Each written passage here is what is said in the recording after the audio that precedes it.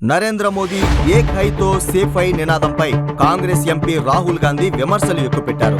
మహారాష్ట్ర ప్రయోజనాల కంటే business tycoon Gautam Adani ప్రయోజనాలే ఆయనకు ముఖ్యమని అన్నారు. తన వాదనకు బలం చేకూర్చే 2 పోస్టర్లను ఆయన ప్రదర్శించారు.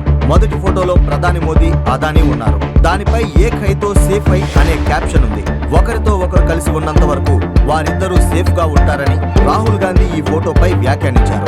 రెండో ఫోటోలో అదానీ గ్రూప్ వివాదాస్పద ధారావి రీడెవలప్మెంట్ ప్రాజెక్టుకు సంబంధించినది. సురక్షితంగా ఉండడం అంటే ముంబై సంపదకు సంబంధించిన విషయమని, బీజేపీ సారథ్యంలోని ప్రభుత్వం మద్దతుతో ఆ సంపదను అదానీ టార్గెట్ చేస్తున్నారని ఆరోపించారు.